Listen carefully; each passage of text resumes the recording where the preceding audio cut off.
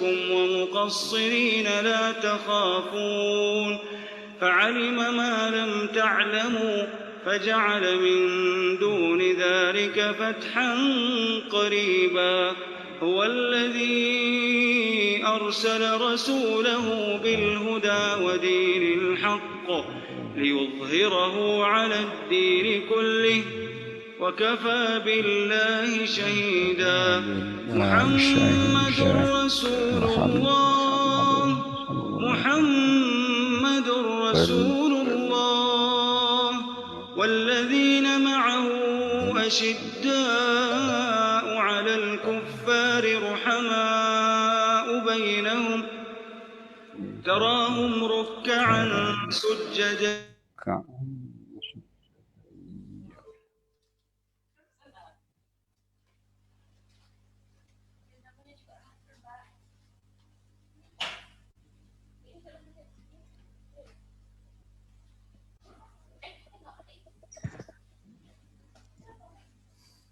Baik, karena waktu sudah menunjukkan pukul 8 dan kita mulai kajian malam hari ini. Bismillahirrahmanirrahim. Assalamualaikum warahmatullahi wabarakatuh. Waalaikumsalam warahmatullahi wabarakatuh. Alhamdulillahirabbil alamin wassalatu wassalamu ala asrafil anbiya'i wal mursalin wa ala alihi wa sahbihi ajma'in. Allahumma shalli wa sallim ala Muhammad wa ala ali Muhammad.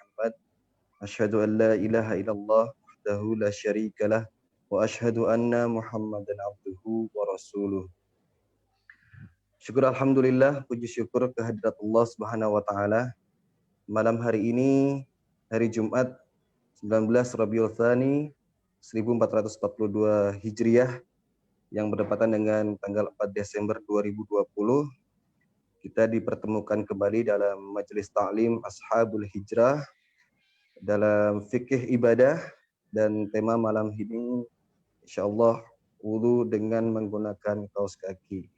Dan alhamdulillah Allah selalu memberikan kita sampai malam hari ini kesehatan, kesempatan, nikmat iman yang menggerakkan kita untuk bisa mengikuti kajian malam hari ini, dan mudah-mudahan ini memberatkan amal baik kita kelak di yaumul hisab. Amin ya rabbal alamin. Dan salawat serta salam semoga selalu tercurahkan kepada junjungan Nabi besar kita, sosok suri tauladan kita, Nabi besar Muhammad sallallahu alaihi wasallam. Karena melalui sosok beliaulah kita bisa mengetahui mana hak, mana yang batil dalam bermuamalah, dalam beribadah, dan insya Allah kita termasuk golongan saudara-saudara dari Nabi kita Muhammad sallallahu alaihi wasallam. Dan alhamdulillah telah hadir guru kita Ustaz Agung Cahyadi LCMA hafizahullah. Assalamualaikum Ustaz. Waalaikumsalam warahmatullahi wabarakatuh. Alhamdulillah sehat Ustaz. Alhamdulillahirabbil alamin. Alhamdulillah.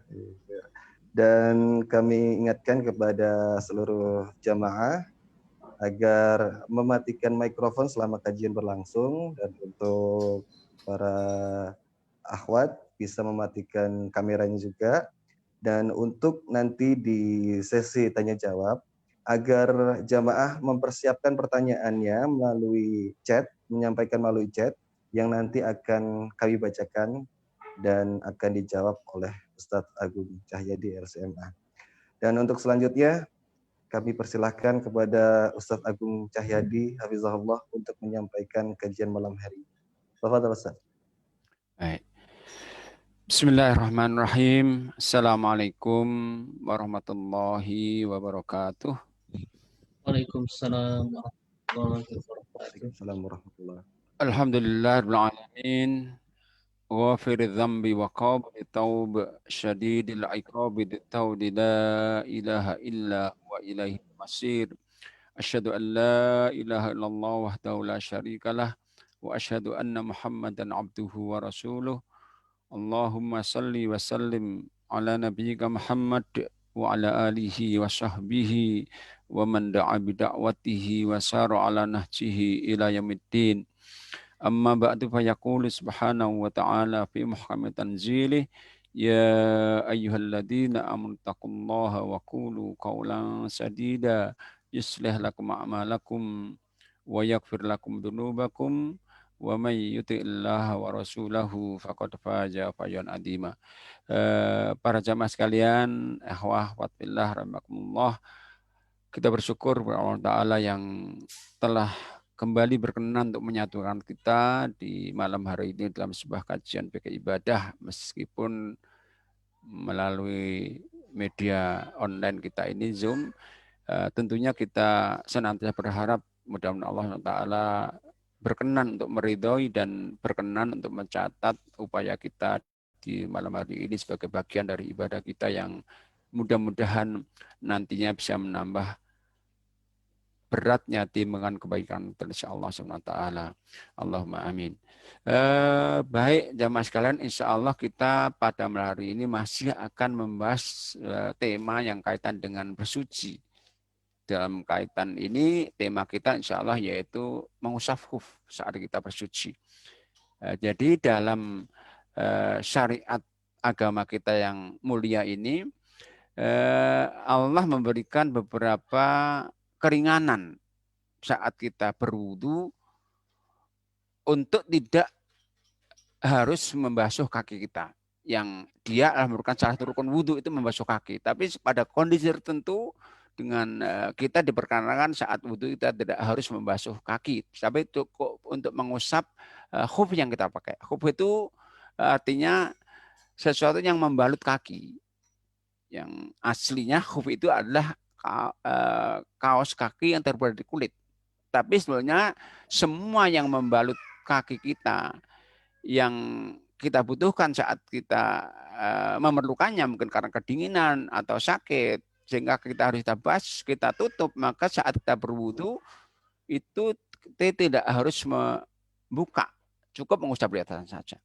Ini dasarnya sangat kuat ya, hadis-hadis sangat banyak sekali yang berkaitan dengan itu. Contohnya yang tertulis dalam diktat itu hadis Bukhari Muslim dijelaskan oleh sahabat Mughirah bin Syu'bah. Beliau mengatakan, kuntu ma'an Nabi sallallahu alaihi wasallam. Aku pernah bersama Nabi sallallahu alaihi wasallam, fatawaddo'a. Maka ketika Nabi ingin berwudu, maka biasa sahabat langsung membantunya, melayaninya. Maka beliau mengatakan, fa'ahwaitu li'an ja'khufai. Aku pun menundukkan diriku untuk segera melepas khuf beliau yang beliau pakai. Tapi ketika aku mau melepas khuf beliau itu dengan menundukkan diriku, Nabi mengatakan kepadaku, da'huma fa inni adkhaltuhuma tahirataini famasa alaihima. Ya Mughirah, biarkan saja, nggak usah dilepas. Karena aku dalam memakai kedua khuf itu dalam keadaan suci, maka ternyata beliau pada giliran wudunya membasuh kaki, beliau nggak merasakan, tapi mengusap di atas kedua kaos kakinya itu. Itu sebagai satu dalil yang mendukung kaki syariat mengusap khuf ini. Nah, cuman kapan kita boleh mengusap khuf itu? Nah, ini ada beberapa aturan tentunya, syaratnya bahwa kita yang ingin mengusap itu saat memakai khuf sudah dalam keadaan kita berwudu. Jadi kita wudu baru kita pakai khuf. Itu pertama. Yang kedua, khuf yang kita pakai atau pembalut atau kaos kaki yang kita pakai itu atau sepatu bahkan yaitu suci, bukan dari yang najis, dan dia menutup kaki yang semestinya kita basuh. Yang menutup kaki sampai mata kakinya. Maka sepatu yang sampai menutup mata kaki juga boleh juga. Tidak harus kaos kaki. Ini syaratnya dua, yaitu sekali lagi saat kita memakainya sudah wudu. Yang kedua, khuf itu adalah khuf yang memang nggak najis, terbuat dari bahan-bahan yang nggak najis, dan juga dia khuf itu menutup semua kaki yang sementara basuh sampai mata kaki. Sehingga kalau ada transparan saja nggak boleh, lubang sedikit karena sobek nggak boleh. Itu syaratnya. Kemudian untuk bolehnya kita mengusap khuf ini ada batas waktu. Itu apa? Ketika kita dalam keadaan mukim di daerah kita, maka waktunya 1 hari 1 malam. Tapi kalau musafir sampai 3 hari 3 malam. Ini jelaskan oleh Nabi SAW dalam hadis yang sahih. Kata Nabi, lil musafiri thalathatu ayyamin walil muqimi yaumun walailah. Bagi yang musafir boleh mengusap dengan waktu 3 malam. Tapi bagi mukim waktunya 1 hari 1 malam. Nah, yang diusap apa? Yang diusap itu ternyata bukan bawahnya tapi punggungnya. Padahal kita tahu persis yang kita pakai jalan itu bawahnya misalnya kotor itu. Tapi ternyata Nabi mengusapnya di punggungnya. Maka sampai Ali mengatakan begini dalam hadisnya, laul kanat dinu birra'i. Kata Ali, seandainya agama itu harus pakai logika, maka kata beliau, lakana asfal khufi awal maski min a'la. Mestinya yang lebih berhak untuk diusap itu bawahnya khuf, bukan atasnya. Tapi kata Ali, aku melihat Rasulullah kata mengusap di atasnya, bukan di bawahnya. Itu menunjukkan bahwa beragama itu bukan pakai logika, tapi pakai dasar syariat. Contoh langsung dari Nabi SAW. Caranya bagaimana? Caranya begini. Jadi caranya itu yaitu setelah kita wudhu, kemudian kita pakai kaos kaki, dua-duanya tentunya, maka setiap nanti kita batal, maka wudhu kita tetap urutannya ya niat harus, kemudian membasuh muka, membasuh tangan, kemudian mengusap kepala telinga. Pada giliran membasuh kaki, maka khuf kita nggak perlu kita lepas. Kita basahi tangan kita, baik dengan menepukkan di lengan yang baik basah, atau kita pakai air baru, nggak basah, nggak banyak, kemudian kita usap di atasnya. Diusap di atasnya, kanan kiri tentunya, kanan kiri di atasnya sampai menyentuh semuanya yang di atas itu. Nah ini caranya. Nah kemudian ukuran atau kapan dimulai waktu itu. Kan waktunya kalau kita mukim 1 hari 1 malam. Kalau kita musafir mulai dihitung waktunya itu sejak awal batal. Contohnya begini, misalnya pada saat kita mau sholat subuh kita wudhu. Kemudian kita pakai khuf. Sholat subuh. Nah, saat jam 8 misalnya kita mau wudhu untuk sholat duhanya, kita batal. Batalnya berarti kapan? Batalnya itu ketika kita duha itu. Nah, itu batal, kita wudhu biasa dengan tidak melepaskan khuf. Jadi wudhu membasuh muka, tangan, usap kepala, khuf kita usap. Nah, itulah awal kita menghitung harinya. Jadi awal pertama batal. Sehingga apa? Ketika nanti duhur pakai khuf, mengusap khuf, asar, maghrib, subuh. Nah, waktu duha besok itu datang waktunya, maka berarti otomatis batal, waktunya habis. Berarti apa? Wudhu kita harus kita sempurna dengan melepaskan khuf, membasuh kakinya. Nah, kita wudhu lagi, pakai lagi, berlaku lagi. Berlaku lagi. Nah, kalau kemudian kita berlaku lagi mengenai duha itu, waktu duhur batal, maka pertama waktu batal itu kita hitung untuk esok harinya. Jadi bisa diulang-ulang.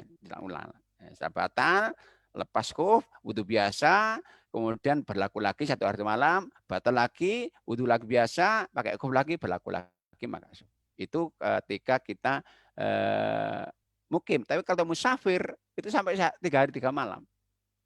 Ngitungnya ketika awal batal, misalnya kita mau safar misalnya keluar kota, tahu wudhu dulu pakai khuf.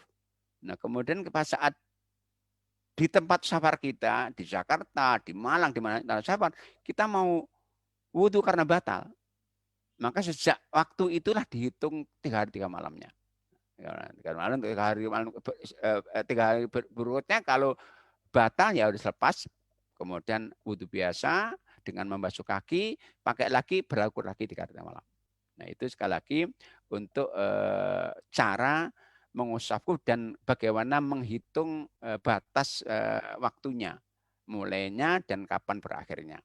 Nah, yang membatalkan apa? Yang membatalkan itu ya semua yang membatalkan wudhu tentunya batal. Tapi saat batal wudhu tentunya tidak harus melepas kaos kaki selama waktunya masih belum berakhir. Jadi misalnya batal ya kita buang angin, buang air kecil, buang air besar, batal. Tapi untuk wudhunya tidak harus melepas kaos kaki, cukup mengusap saja. Beda dengan junub, kalau junub tidak. Junub otomatis batal dan otomatis harus lepas semuanya. Karena harus mandi semuanya, nggak mungkin kita mandi dengan kemudian tidak melepas kaos kakinya. Itu kalau hanya batal karena kentut, karena buang air kecil, maka tentu nggak harus melepas kaos kaki.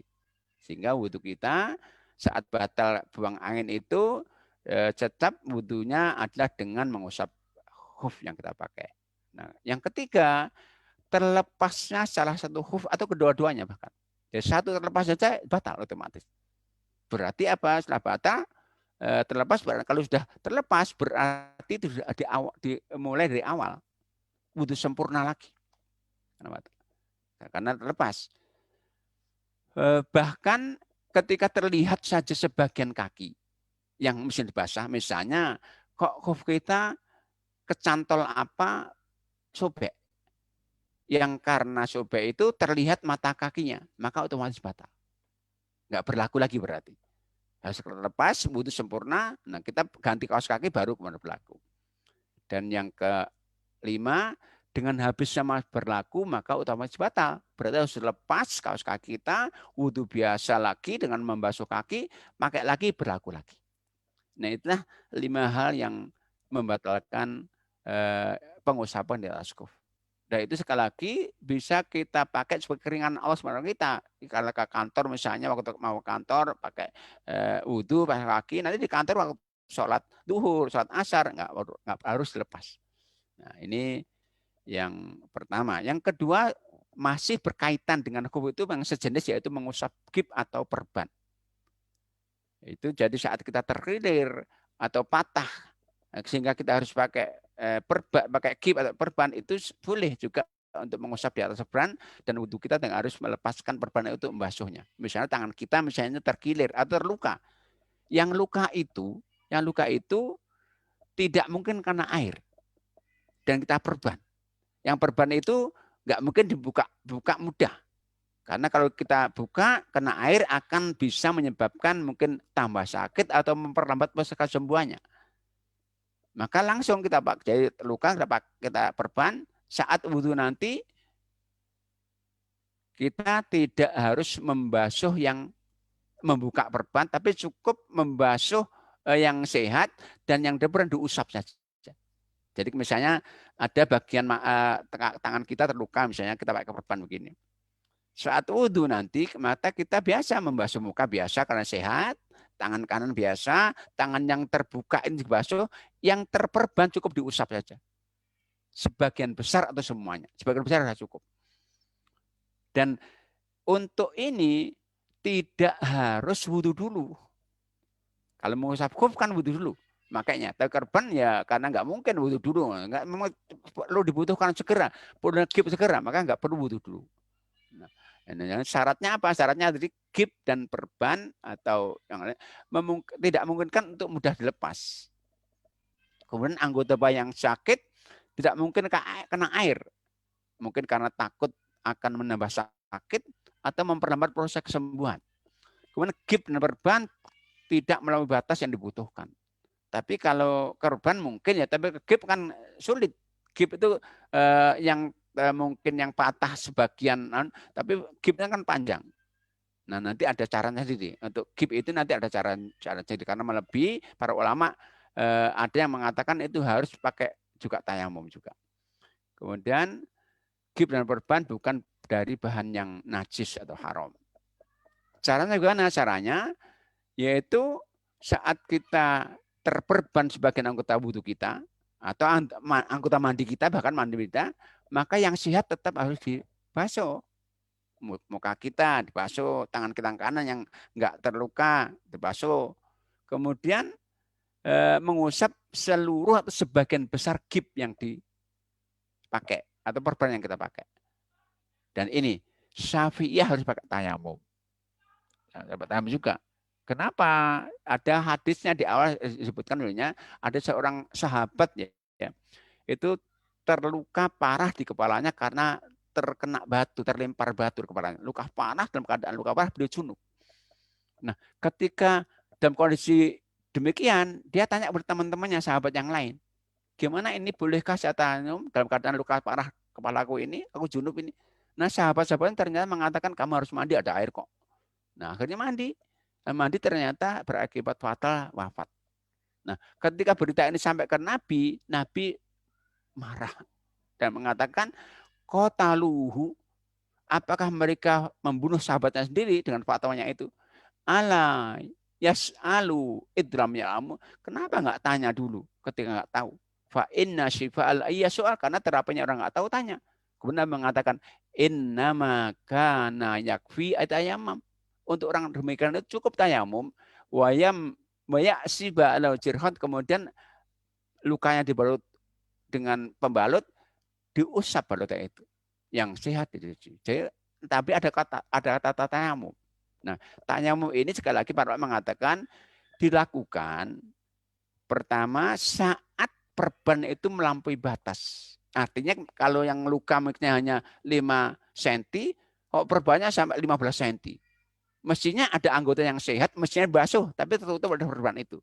Nah, karena itu untuk menggantikan anggota-anggota yang semestinya dibasuh dan nggak mungkin karena tertutup perban tukib, maka tayamum menggantinya, sehingga seakan-akan double itu. Yaitu, nah, kemudian yang membatalkan apa? Yaitu seluruh yang membatalkan wudhu, batal tentunya. Kedua, terlepasnya gip perban, maka utamanya batal. Itu ketika kita pakai perban. Nah, sekarang masalahnya bagaimana kalau kita terluka tapi nggak ada perban, karena dokter menganjurkan sudah nggak usah ada perban lah, agar segera sembuh kena angin. Cuman nggak boleh pakai air, kena air. Jadi misalkan terluka berapa senti di tempat wudhu kita, kaki atau tangan, berapa senti, luka ini kata dokter nggak usah ada perban, karena agar cepat sembuh kena angin. Cuman luka itu jangan kena air. Nah, untuk yang demikian ini caranya bagaimana? Saat wudhu yang sehat dibasuh, yang terluka, yang nggak mungkin kena air diganti dengan tayamum. Jadi tayamum itu sebagai pengganti membasuh anggota yang nggak mungkin kena air itu. Sehingga seakan-akan double. Tapi bukan double. Ini memang caranya. Tayamum itu bukan untuk menggantikan, menghilangkan hadas kecil semuanya, tapi untuk hanya segera mengganti, membasuh anggota yang mesti dibasuh, tapi nggak mungkin karena air itu. Itu ketika kita nggak pakai perban. Nah, itu kurang lebih ya tentang membasuh atau mengusap khuf atau mengusap gip atau perban. Nah, yang terakhir dari materi bersuci itu adalah kaitan dengan darah wanita. Ada 3 macam darah yang keluar dari wanita ya, yaitu darah haid, istighadah, dan nifas. Nah, haid itu ya darah yang keluar dari seorang wanita yang awal keluarnya sebagai tanda baliknya wanita, dan itu rutin bulanan biasanya. Kalau istighadah itu darah sakit, darah yang keluar dari wanita bukan karena haid, bukan karena nifas, karena melahirkan. Yang kadang-kadang terus-menerus, kadang-kadang yang ini nggak terkendali. Kalau nifas darah yang keluar karena kelahiran, baik sebelum lahir atau setelah melahirkan atau saat keguguran. Jadi wanita yang hamil, keguguran, apabila janin yang gugur itu telah berumur 4 bulan dalam kandungannya, maka dia darah yang keluar darah yang nifas. Tapi kalau janin yang gugur itu belum berumur 4 bulan, darahnya darah istihadah. Nah, tentang haid ini tidak ada satu hadis pun, ayat pun menjelaskan yaitu kapan datangnya atau berapa umur wanita datang haid, nggak ada. Dan sampai batas umur berapa wanita itu menopause berhenti haidnya, nggak ada. Ukurannya darah. Sama, nggak ada satu hadis pun, ayat pun yang menjelaskan berapa lama wanita haid itu, 7 pekan, 2 pekan, 1 pekan, 5 hari, nggak ada. Ukurannya darah. Nah, karena nggak ada ayat yang menjelaskan tentang batas lama dan minimal haid, maka para ulama berbeda pendapat. Kalau Imam Syafi'i yang paling jauh. Imam Syafi'i itu mengatakan batas maksimal haid wanita itu 14 hari. Kalau yang lainnya enggak, ukurannya darah. Itu Imam Syafi'i sampai 4 hari. Enggak apa sih orang wanita terus-menerus mengeluarkan darah sampai 17 hari bahkan sebulan, maka yang dianggap haid hanya 14 hari. Yang selebihnya dianggap istihadah. Jadi ada seorang wanita sahabiah ya, namanya Fatimah binti Abi Hubes. Ini Fatimah binti Abi Hubes ini seorang wanita yang enggak pernah lepas darah. Keluar terus menerus. Maka dia kepada Nabi tanya, ya Rasulullah, ini ustahadu haidatan kabiro. Apa ada usalah? Ya Rasulullah, aku wanita yang mengeluarkan darah enggak pernah lepas ini, banyak sekali, lama sekali. Apakah aku harus meninggalkan sholat? Maka dia mengatakan, da'is sholata qadrul ayyamil lati tahidina fiha. Tsumma tasli, tsumma sholli. Kata Nabi kepada wanita sebut sahabiah Fatimah, ya Fatimah, tinggallah sholat waktu haid saja. Kalau haidnya habis maka mandilah dan sholatnya, meskipun masih keluar darah. Nah itu kalau Imam Syafi'i mengatakan batasnya itu 14 hari. Jadi kalau wanita mengeluarkan darah terus 1 bulan maka dianggap 14 hari saja haidnya, selebihnya dianggap darah istihadah. Kita enggak membahas tentang itu ya, tentang hal kapan keluar darah, kapan berhenti darah, berapa lama. Tapi kita bahas hukumnya kan. Hukumnya apa untuk wanita yang haid itu? Pertama, larangan untuk sholat dan puasa. Ketika wanita haid itu puasa atau itu justru maksiat. Jadi ibadahnya wanita haid itu enggak sholat. Maka ketika enggak sholat berarti ibadah. Karena ibadah itu mengikuti perintah Islam. Jadi ketika wanita itu haid enggak sholat itu namanya ibadah. Enggak puasa itu ibadah. Kalau dia puasa ngotot sholat maka berarti maksiat. Nah, jadi selama haid dia terlarang, haram untuk sholat, haram untuk puasa. Kalau ngotot dia puasa maka berarti bermaksiat kepada Allah SWT. Ibadahnya justru saat itu enggak puasa, enggak sholat. Cuman ketentuannya untuk sholat yang ditinggalkan selama haid enggak wajib diqadha. Tapi untuk puasanya wajib diqadha. Jadi wanita yang haid itu wajib mengqadha, enggak bisa diganti dengan kalau enggak puasa enggak bisa diganti dengan fidyah, harus mengqadha kalau haid. Nah, jadi ini tentang kaitan larangan untuk sholat dan puasa saat haid dan konsekuensinya. Konsekuensinya untuk puasanya wajib diqadha, itu puasa wajibnya maksudnya ya, kalau puasa sunnah tidak. Dan enggak harus mengqadha sholatnya. Nah, ini dikatakan oleh Aisyah ya, mengatakan kunna nakhidu fanu maru bi qada'is shaumi wa nu maru bi qada'is shalah. Kami wanita sahabiah itu haid, kan kami diperintahkan Nabi untuk mengqadha puasa yang kami tinggalkan dan tidak mengqadha sholat yang kami tinggalkan. Cuman akhwat fillah sekalian, ada ketentuan yang berkaitan dengan ini, kaitan sholat. Ada hadis Bukhari Muslim. Dalam hadis itu dikatakan man adraka raq'atan faqad adraka shalah. Hadisnya Bukhari Muslim. Man adraka raq'atan faqad adraka shalah. Diartikan siapa yang mendapatkan waktu atau menemui waktu yang dengan waktu itu bisa sholat 1 rakaat, maka dia telah wajib sholat. Nah, maka itu mayoritas ulama kita mengatakan seorang wanita yang datang haidnya sudah melalui waktu sholat. Contohnya begini, kita ambil contoh mudahnya. Jadi misalnya kita anggap zuhur jam 12 siang. 12 siang. Nah, seorang wanita datang haid jam 12 10 menit. Waktu 10 menit ini waktu yang insya Allah cukup untuk wudhu dan sholat 1 rakaat. Tapi ketika dia jam 12 10 menit kok datang haid belum sholat, maka saat suci nanti wajib mengqadha sholat zuhurnya. Ini mayoritas ulama mengatakan. Sekali lagi, hadisnya man adraka raq'atan faqad al-salah. Siapa yang menemui waktu 1 rakaat yang dengan itu bisa sholat maka wajib sholat. Sehingga ketika seorang wanita itu datang haidnya jam di waktu yang dengan waktu itu mestinya biasa sholat waktu itu zuhur, asar dan enggak sholat, maka saat suci nanti wajib sholat itu. Misalnya dia sucinya 4 hari lagi waktu duhur. Maka waktu duhur tiba, berhenti, dia mandi. Mandi langsung sholat duhur yang dikodoknya dan duhur waktu kewajiban waktu itu. Jadi 2 kali sholat itu. Karena yang satu mengkodok sholat duhur yang tidak dikerjakan saat datang haid di waktu yang dia mestinya bisa sholat 2 rakaat. Itu tentang sholat ya. Sama dengan berhenti ya. Cuman memang sulit kalau berhenti. Kalau waktu datang haid kan mudah. Berhenti haid kan sulit menentukan. Contohnya begini, misalnya seorang wanita berhenti haid, yakin itu berhenti, bersih, sudah nggak ada flagnya, berhenti misalnya sebelum maghrib 15 menit. Jadi sebelum 15 menit dia berhenti, udah bersih sama sekali. Bersih sama sekali.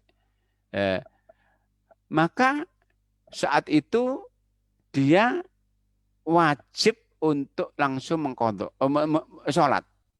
Sholat apa? Yaitu asar sekaligus maghrib. Nah, ternyata dia baru mandi maghrib. Jadi jam kurang seperempat maghrib sudah berhenti haid, sudah bersih sama sekali. Nah, bisanya mandi waktu maghrib. Maka saat maghrib nanti wajib sholat asar dan sekaligus maghrib. Ini ketentuannya. Yang pertama, hukum wanita haid. Yang kedua, hukum wanita haid ya larangan untuk melakukan hubungan suami istri sampai dia mandi. Jadi berhentinya atau sucinya wanita haid itu bukan dengan berhenti darah ya. Jadi sucinya wanita haid itu bukan dengan berhenti darah, tapi karena mandi. Berhenti darah belum suci, itu nggak boleh berhubungan. Itu berhentinya setelah dia mandi. Nah, ini hukum yang kedua. Yang ketiga adalah larangan untuk tawaf. Jadi tawaf itu ada ibadah ya, yaitu mengelilingi Ka'bah saat umrah atau haji itu, atau tawaf sunnah. Maka untuk wanita haid larang untuk tawaf. Nah, ada kisah nih Aisyah radhiyallahu anha. Saat beliau haji, beliau itu haid, maka beliau menangis saat itu. Nah, saat beliau menangis, kenapa? Beliau khawatir nggak bisa ibadah sebagaimana yang lainnya. Maka Nabi mengatakan kepada Aisyah, "Idza haidti if'ali ma yaf'al hajju Wairo Allah tatubil taturi ya Aisyah, ketika Anda haid maka kerjakan semua rangkaian haji, semua kerjakan kecuali tawaf saja. Tawafnya tunda sampai nanti suci. Jadi orang yang misalnya kok umroh, kok tiba-tiba haid atau memang dari awal haid, maka ketika dia mau masuk Makkah sampai ngikot, tetap dia melakukan niat karena niat tawaf, niat umroh itu kan di mikot. Ketika di Madinah di Bir Ali tetap, karena Nabi mengatakan kerjakan cuma rangkaian ibadah haji umroh, yang enggak kerjakan apa tawaf saja. Maka ketika sampai mikot tetap dia niat sama dengan yang lain juga niat melakukan membaca talbiyah juga yang lainnya. Tapi ketika sampai Mekah saat teman-temannya tawaf dia enggak tawaf. Saat temannya sa'i enggak sa'i. Kalau zaman dahulu Aisyah sa'i, karena tempat sa'i waktu itu di luar masjid. Sekarang masuk masjid maka nggak boleh. Sehingga apa? Dia nunggu sampai suci nanti. Tawafnya, sa'inya sampai suci nanti. Kalau haji sama, kalau haji nanti nggak tawaf, nggak sa'i, tapi ketika yang lainnya tanggal 8 datang ke Mina, 9 ke Arafah, kemudian malam harinya di Musdalifah, kemudian 10 tanggal Mina, itu semua dikerjakan. Nah, kalau suci, nanti dia mengkodok tawafnya. Biar diakhirkan saat suci. Itu untuk wanita yang haid. Nggak boleh tawaf sampai dia suci. Berikutnya, hukumnya gugurnya kewajiban tawaf wada. Jadi bagi yang haji, tawaf wada itu wajib ya. Tawaf wada itu artinya tawaf perpisahan. Jadi orang haji selesai, sebelum meninggal Makkah wajib dia tawaf wada, tawaf perpisahan. Tapi untuk umroh sunnah saja. Sehingga kalau umroh itu tawaf wada itu tawaf pun enggak masalah karena sunnah. Tapi kalau haji wajib hukumnya. Tapi untuk wanita haid nifas gugur kewajibannya itu. Jadi tidak harus tawaf wada. Kemudian ini kaitan yang hukum berikutnya adalah larangan untuk menetap di masjid. Meskipun ini ada sebagian yang bolehkan. Tapi mayoritas tidak boleh. Kenapa? Nabi mengatakan dalam hadisnya la uhillul masjida li haidin rajul, aku tidak menghalalkan masjid untuk yang sedang haid atau sedang junub. Ada hadis yang lebih kuat dari ini, Bukhari Muslim, di mana Nabi itu pada setiap Idul Fitri, Idul Adha, memerintahkan sahabatnya untuk datang ke musola untuk sholat Id. Dan memerintahkan mereka untuk membawa serta istri anak-anak mereka, termasuk yang haid, termasuk yang nifas. Itu hadis Bukhari Muslim. Tapi Nabi mengatakan dalam hadis itu, wa fihi ya'tayyilul hayyadu al musola. Tetapi hendaknya yang haid, nifas, hendaknya tidak masuk ke area musola, menyaksikan saja. Jadi Nabi melarang wanita haid saat menghadiri sholat Id masuk ke area musola. Nah, musola ini padahal bukan masjid. Nah, musola nggak boleh, apalagi masjid. Maka mayoritas mengatakan wanita yang haid tidak boleh menetap di masjid, tapi kalau lewat boleh. Misalnya ada kajian di ruang atas masjid, ruang bukan masjid nih, ruang atas masjid ada ruang. Nah, ada kajian. Nah, nggak bisa menjangkau ke ruang itu kecuali lewat masjid, boleh lewat saja. Itu ayatnya surat Nisa ayat 43 ya. Illa abiri sabil. Nisa 43. Kecuali yang lewat saja boleh. Nah, itu hukum. Nah, hukum berikutnya, saat wanita haid, kalau itu wanita itu sudah bersuami, maka suaminya haram untuk mentalaknya. Jadi mentalak dalam keadaan istri itu haid itu hukumnya haram, dosa. Bahkan dosanya katakan dosa besar ini. Maka talak waktu haid itu talak bid'ah namanya. Jadi ada kisah ini. Kisahnya itu ada seorang sahabat ya, anak Umar, namanya Abdullah bin Umar. Itu pernah menceraikan istri dalam haid. Dan Umar tahu. Umar lapor kepada Nabi. Maka Nabi dengan memerah mukanya mengatakan kepada Umar, suruh anakmu untuk merujuk kembali istrinya. Suruh merujuk berarti sah talaknya. Karena kalau nggak sah berarti nggak perlu rujuk. Kata Nabi kepada Umar, suruh anakmu untuk merujuk kepada istrinya. Nanti kalau mau sah suci silakan rujuk atau tolak.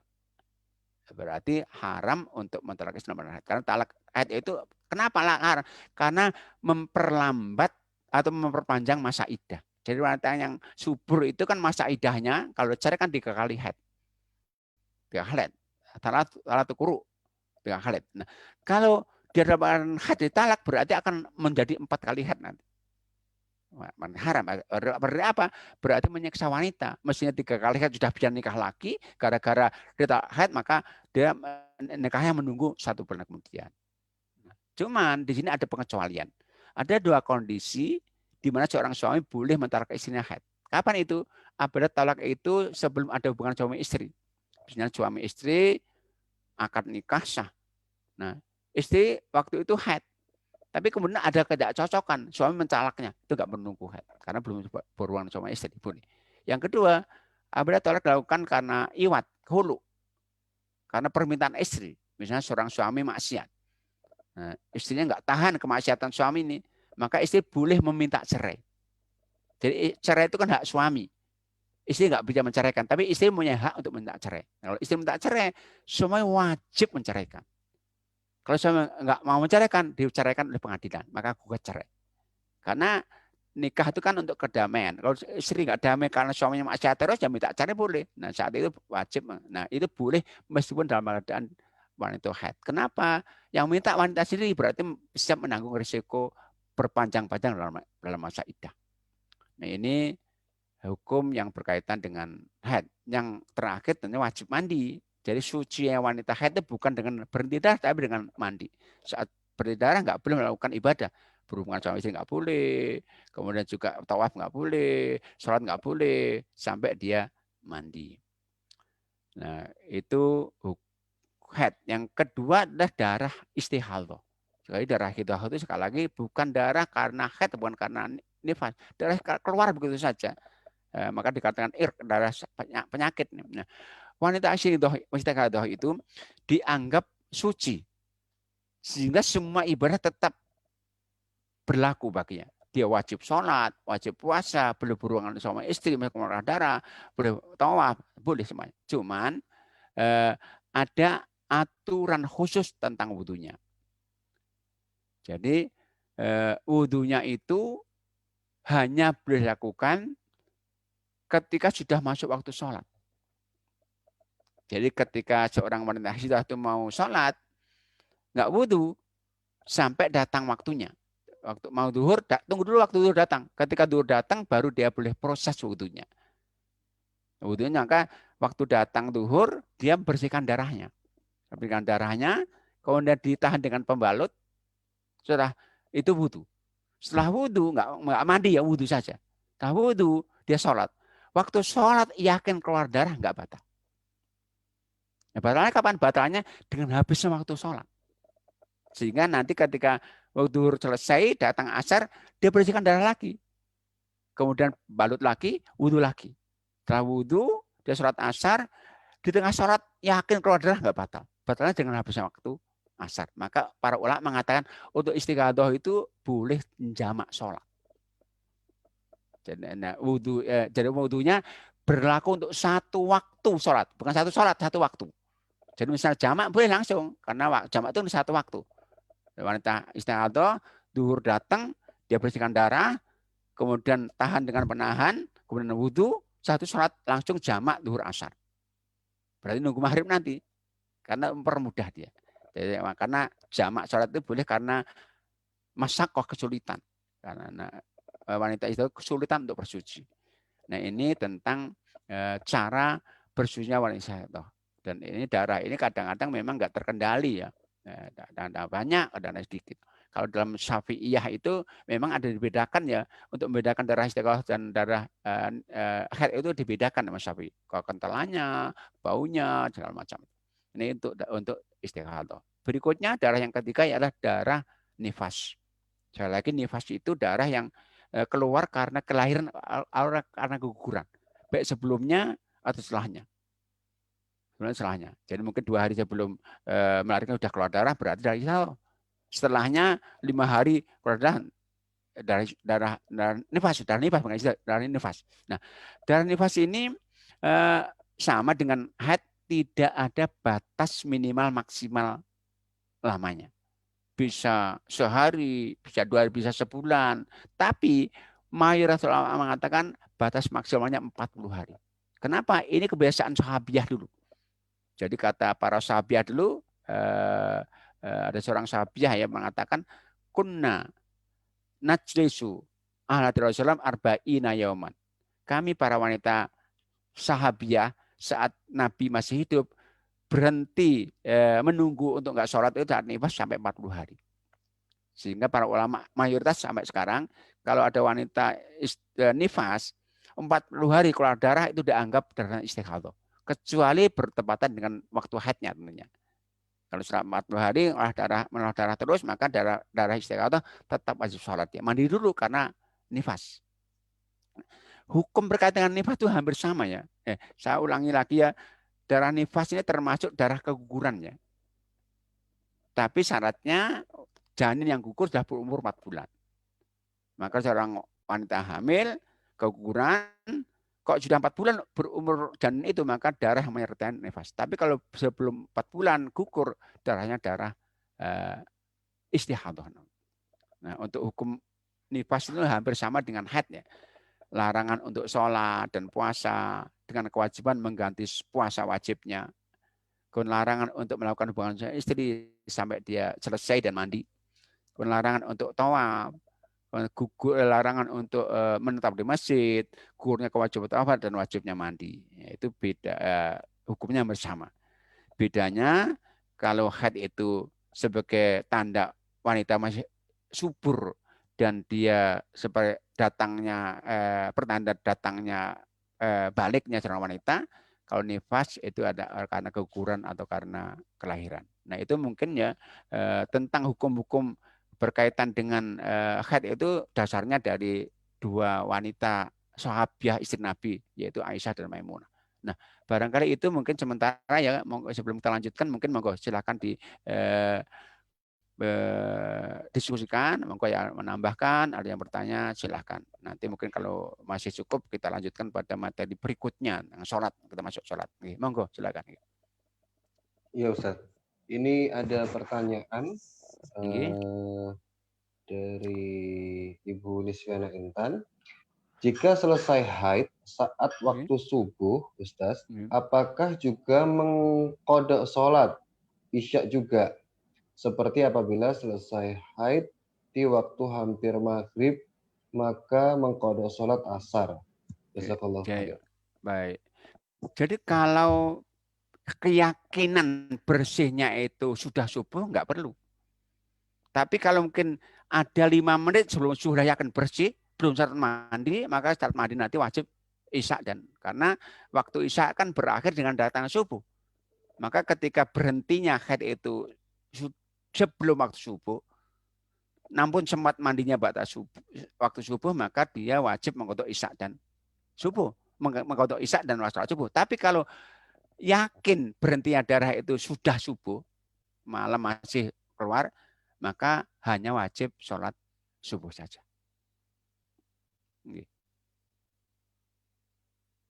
Ada yang lain?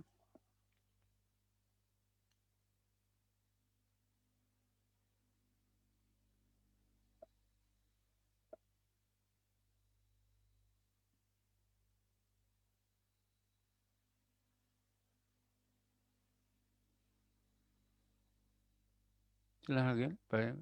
Kayaknya ada chat itu bisa dibaca. Bagaimana dengan mengusap kepala dan telinga bagi ahwat tanpa melepas jilbab? Ini sahabat ini ada pertanyaan, saya baca kok moderatornya ini. Harusnya Pak dia ada ada chat yang bisa saya baca ya. Bagaimana dengan mengusap kepala bagi wanita? Apakah harus melepas jilbab? Jadi begini, dulu pernah sampaikan, Nabi itu pernah mencontohkan dalam wudhu saat mengusap kepala. Saat beliau itu pakai pakai sorban dan sorbannya menutup kepala, cuma Nabi ternyata tidak melepas sorbannya, hanya mengusap di atas sorban. Yang artinya apa? Bahwa wanita pun sama, ketika wanita itu pakai jilbab saat wudhu tidak harus melepas jilbabnya, cukup mengusap di atasnya saja. Dan caranya sama, caranya itu dengan menggerakkan telapak tangannya mulai dari ujung keningnya sampai ke belakang teguk, kembalikan lagi di atas jilbabnya kalau jilbabnya. Oke. Ada yang lain mungkin? Iya, tadi ada yang belum dijawab, Ustaz. Iya. Yaitu masanya haid itu berapa lama sehingga ketika keluar darah lagi itu disebut dengan istihadah. Baik. Jadi sekali lagi di awal saya sebutkan, tidak ada satu ayat pun, hadis pun yang menjelaskan tentang batas minimal dan maksimal lamanya haid. Enggak ada. Karena itu para ulama berbeda pendapat. Tapi sekali lagi, dari 4 madhab itu, yang menetapkan batas maksimal Imam Syafi'i 14 hari saja. Sehingga kalau seorang wanita keluar darah terus sampai 15 hari lebih, maka dianggap selebih 14 hari itu adalah darah istihadah. Sehingga 14 hari dia mandi, selebihnya dia memakai hukum istihadah. Tetap suci, dianggap suci, dan wudhunya berlaku untuk satu waktu sholat saja. Ya.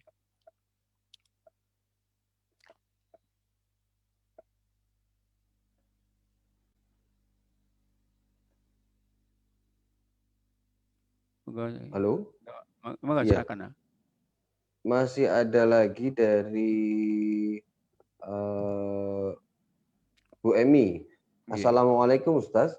Bagaimana dengan tadi sudah kalau sedang terluka parah, apakah tetap harus wudhu dan tayamum atau boleh tayamum saja? Tadi sudah sempat dijawab ya Ustaz ya. Ya, jadi terluka parah itu maka sudah terangkan dari terluka parah itu kalau di anggota wudhu ya mungkin tangan, kaki, anggota wudhu. Kalau bukan anggota wudhu nggak masalah, di badan nggak masalah.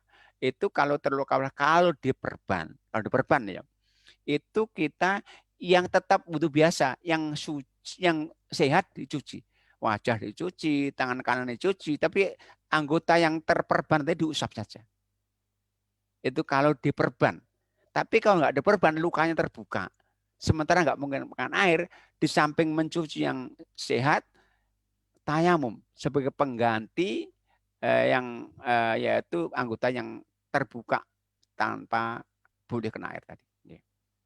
Jadi diusap. Jadi yang sehat dibasuh, yang terperban diusap di atas perbannya saja. Mayoritas atau boleh semuanya. Baik. Ada Pak Ruli yang sudah raise hand. Monggo Pak Ruli. Assalamualaikum warahmatullahi wabarakatuh. Waalaikumsalam warahmatullahi wabarakatuh. Gimana Pak Ruli? Ya, Ustaz mau bertanya nih. Jadi kemarin silakan. itu ada kejadian ya, kasus ya di bibi saya.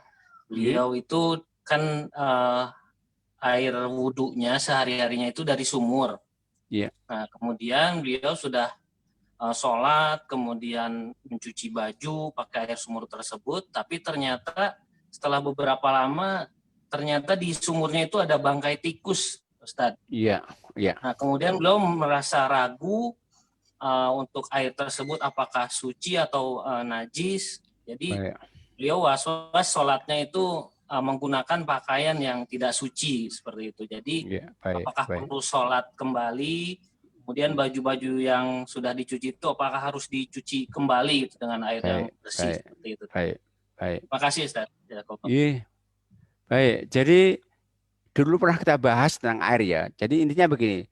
Di Madinah itu pada zaman Nabi sampai sahabat masih ada nih. Ada sumur namanya sumur Budoah. Sumurnya cukup luas dan cukup dalam. Ketika diukur itu sampai sahabat sampai pusarannya dalam dan luas sekali. Nah, cuma sumur ini tempat pembuangan najis. Yang membuang ibu-ibu. Yang dibuang apa? Kuten namanya. Kuten itu adalah kapas yang habis dipakai untuk menahan darah haid. Itu dibuang situ nih. Nah, sahabat-sahabat tahu itu. Sehingga mereka ragu. Tanya kepada Nabi. Kata mereka, ya Rasulullah, ana tawaddu min birril budoah.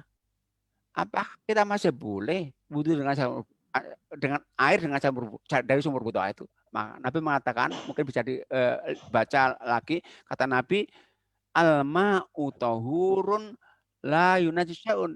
Air sumur budoah tetap suci itu, enggak ada najis apa-apa. Nah, aturannya, nah, kaidahnya, selama air itu yang kena najis itu enggak berubah sifatnya, maka tetap suci. Sifatnya apa? Sifat air itu 3. Bau, rasa, dan warna. Jadi sama air sumur yang punya ibu tadi, ada bangkai tikusnya. Selama bangkai itu tidak merubah sifatnya, rasanya tetap, baunya tetap, maka tetap suci. Maka sehingga apa? Air yang dipakai untuk mencuci pakaiannya suci, untuk wudhu sah saja. Tapi kalau berubah satu saja, mungkin kan baunya menjadi enggak enak, atau warnanya menjadi berubah karena bangkai itu, maka enggak suci. Tapi selama enggak berubah sifat air itu, warna, bau, dan rasa, maka dianggap suci meskipun jelas kena najis. Karena Nabi juga tahu persis bahwa air sumur budoah kena darah-darah haid itu najis, tapi ternyata darah haid itu enggak merubah sifat air itu. Maka Nabi menghukumi tetap suci.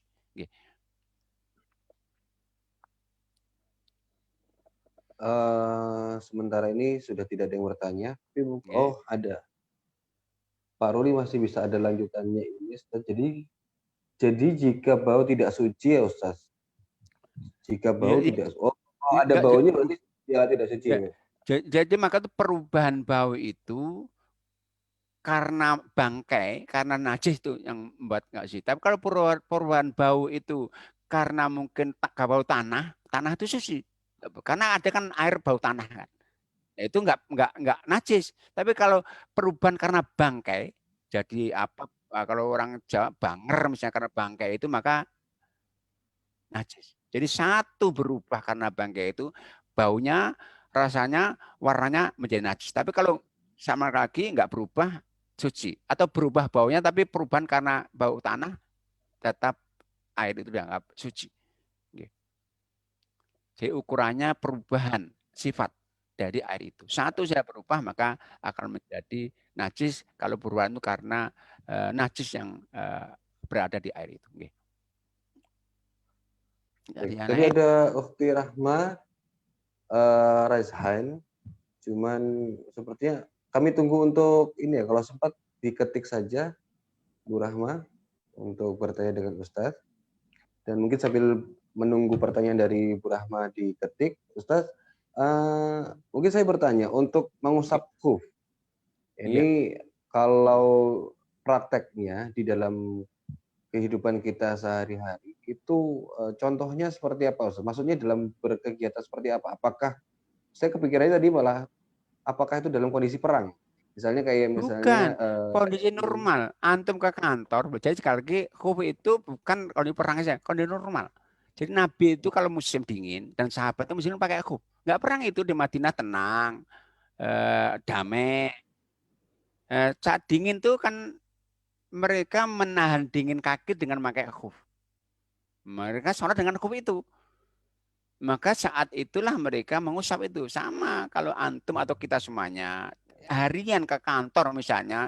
Sebelum ke kantor kita wudhu pakai khuf. Maka saat nanti batal nggak perlu melepas. Boleh diusap di atas khuf itu. Jadi ini bukan karena perang. Yang karena perang itu nggak ada. Dulu karena perang itu tayamum saja. Tayamum dan juga bukan kosor. Tapi itu ketika sudah damai, sudah aman, juga tetap berlaku. Jadi dulu awal diperbolehkan kita kosor itu karena perang. Surat An-Nisa ayat 101 itu. Tapi ternyata ketika sudah aman, Umar tanya, ya Nabi, kita sudah aman nih, nggak ada orang kafir lagi mengancam kita.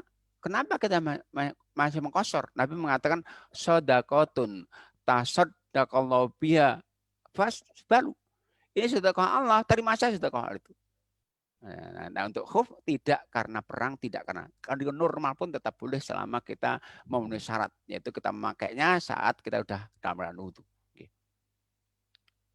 Baik Ustaz. Masih ada waktu mungkin satu pertanyaan lagi. Ada yang mau bertanya mungkin dari Ikhwan, bisa raise hand atau ini sebetulnya saya juga menyimpan satu pertanyaan Ustaz, agak sedikit menyimpan. Sedikit menyimpang dari tema malam hari ini. Ya, ini terkait sama sholat sunnah setelah asar. Jadi kan kadang misalnya kita datang ke masjid terlebih dahulu sebelum sholat maghrib, itu mau melaksanakan syukur wudhu atau tahiyatul masjid, itu bagaimana Ustaz? Karena kan setelah asar tidak ada sholat sunnah atau ketika misalnya, iya, seperti apa? Jadi ada dua hadis yang sama-sama sahihnya. Nabi menjelaskan tentang 5 waktu yang kita dilarang untuk sholat. Pertama, ba'da sholat subuh. Kedua, ketika matahari terbit. Ketiga, ketika matahari tengah-tengah. Keempat, ba'da asar. Kelima, ketika matahari menjelang terbenam. Itu 5 waktu yang kita dilarang untuk sholat sesuai hadis yang sahih, 2 hadisnya.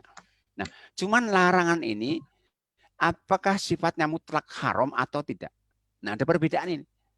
Kalau Imam Syafi'i mengatakan di waktu yang 5 terlarang itu tetap boleh untuk sholat yang ada sebabnya. Namanya as-sholat dawatul asbab.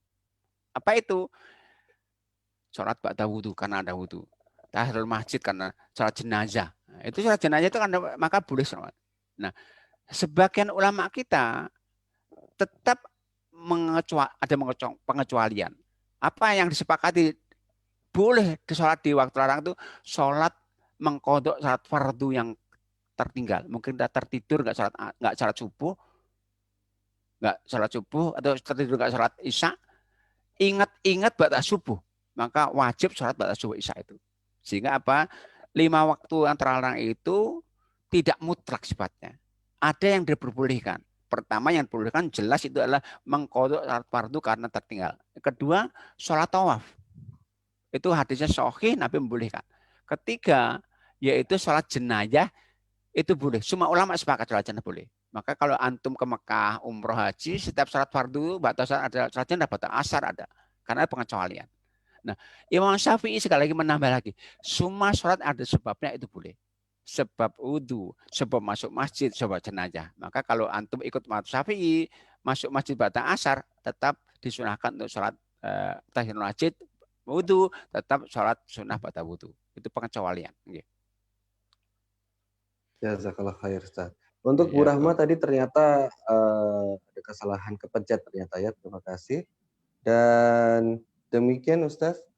Sudah tidak ada pertanyaan lagi. Mau ditambah masih Ya, monggo kalau mau ditambah materi silakan. Jam berapa kita? Silakan. Ya, monggo disepakati. Gimana Saat ini sudah jam 9 malam, mungkin bisa. Kalau ada materi yang mau disampaikan, monggo Ustaz. Ya kalau saya materinya banyak, materinya banyak. Ya, kita sepakat sampai jam berapa aja. Kalau materinya banyak, ibadah kan masih banyak sekali. Ya, Karena kita lanjutkan di pertemuan berikutnya selanjutnya, Ustaz. Begitu ya. Ya, baik. Bisa mungkin ditutup dengan doa, Ustaz. Baik, mungkin itu ya Bapak Ibu sekalian, jamaah wahwat yang bisa disampaikan, dan tentunya ada yang kurang khilaf atau yang nggak berkenan karena penyampaian saya, untuk itu saya mohon maaf.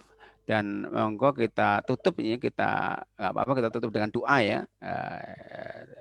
Kita doa bersama, mohon kepada Allah Ta'ala agar Allah berkenan mengampuni dosa-dosa kita dan menerima semua amal ibadah kita. Nah, a'udzubillahi minasyaitonirrajim. Bismillahirrahmanirrahim.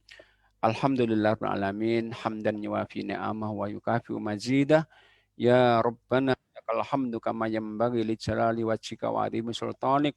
Allahumma salli wa sallim ala nabiyyika Muhammad wa ala alihi wa sahbihi wa sallim tasliman katsira. La ilaha illa anta subhanaka inna kunna minadh dhalimin. Rabbana zalamna anfusana wa illam taghfir lana wa tarhamna lanakunanna minal khasirin. Rabbana ighfir lana wa li ikhwanina alladhina sabaquna bil iman wa la taj'al fi qulubina ghillan lil ladzina amanu rabbana innaka ra'ufur rahim. Allahumma qsim lana min khasyatika ma tahulu biha bainana wa baina ma'asyatik wa min ta'atika ma tuballighuna biha jannatak wa min al-yaqini ma tuhawwini bihi alaina masa'ibat dunya wa matti'na bi asma'ina wa absarina wa quwwatina ma ahyaitana waj'al waritha minna waj'al tha'rana ala man zalamana wansurna ala man adana wa la taj'al musibatana fi dinina wa la taj'al ad-dunya akbara hammina wa la mablagha ilmina wa la tusallit alaina man yarhamuna. Allahumma a'inna ala dzikrika wa syukrika wa husni ibadatik. Allahumma kfina bihalalika an haramik wa aghnina bi fadlika amman siwak. Rabbana hab lana min azwajina wa dhurriyyatina qurrata a'yun waj'al muttaqina imama. Rabbana atina fid dunya hasanah wa fil akhirati hasanah wa qina adzabannar. Wa subhana rabbika rabbil izzati amma yasifun wa salamun al mursalin walhamdulillahil alamin. Billahi taufiq wal hidayah. Assalamualaikum warahmatullahi wabarakatuh. Waalaikumsalam warahmatullahi wabarakatuh. Jazakallahu khairan Ustaz. Wa iyyakum. Jazakallahu khair. Wa iyyakum semuanya. Demikian kajian kita malam hari ini. Mudah-mudahan apa yang kita pelajari malam hari ini menambah hasanah kita dalam beribadah dan mendekatkan kita kepada Allah Subhanahu wa taala. Amin. Dan saya mohon maaf bila ada kesalahan. Mudah-mudahan kita bisa dipertemukan kembali pada kajian selanjutnya. Kita tutup kajian ini dengan doa kafaratul majelis. Subhanakallahumma wa bihamdika asyhadu an la ilaha illa anta astaghfiruka wa atubu ilaik. Wassalamualaikum warahmatullahi wabarakatuh. Waalaikumsalam warahmatullahi wabarakatuh. Mohon pamit. Assalamualaikum. Waalaikumsalam warahmatullahi wabarakatuh.